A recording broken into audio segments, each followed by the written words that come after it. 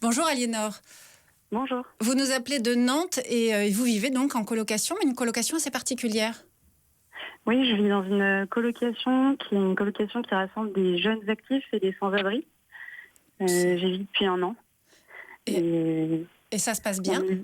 Oui, ça se passe très bien. On est 8 femmes à vivre dans un appartement en plein centre de Nantes.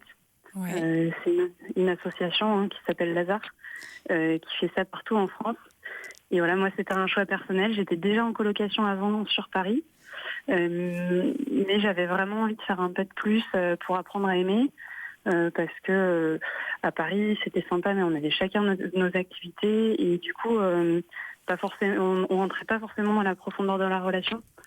Et là, Là, vous c'est êtes tous très différents dans cette colocation et ça se passe bien? Ouais, et surtout, on n'a pas du tout les mêmes âges. On a des parcours de vie très très différents et on n'a pas du tout les mêmes âges. Moi, j'ai 28 ans.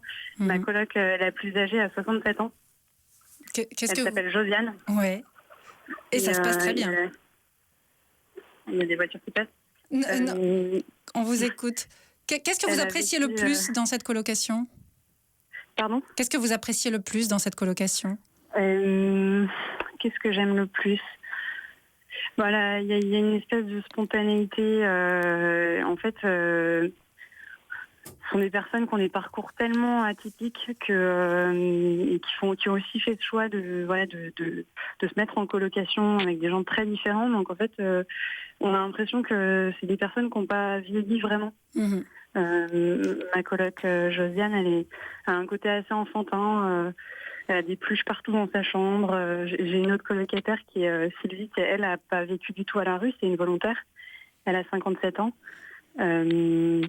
Et en fait, elle a vraiment fait ce choix de vie parce qu'en fait, elle était seule et elle avait envie d'être entourée et de donner. Mais- Mais du coup, c'est vraiment quelqu'un qui est hyper jeune dans sa tête, avec qui on peut...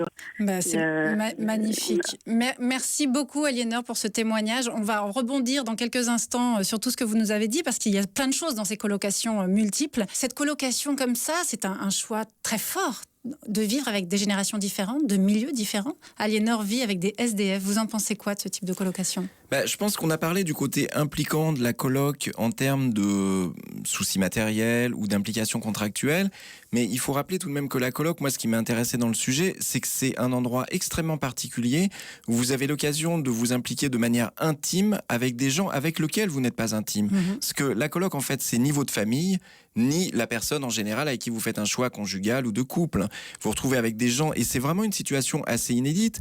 Et se retrouver comme ça avec ce type d'intimité, avec ce que peut créer l'intimité, vous découvrez des aspects forcément de la personnalité de l'autre que personne d'autre ne va voir, comme ce qu'on vit quand on est très proche de quelqu'un.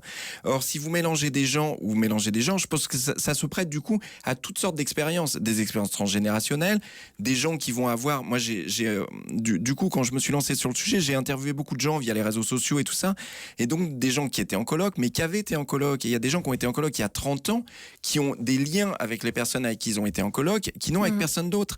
C'est vraiment... Et ça, je pense que c'est quelque chose de très précieux qui peut se déployer dans des situations très différentes. Et je pense que l'exemple d'Aliénor est particulièrement parlant parce que grâce à cette situation, elle vit des choses avec ces gens qu'elle n'aurait pas forcément rencontrés par ailleurs qui sont absolument formidables.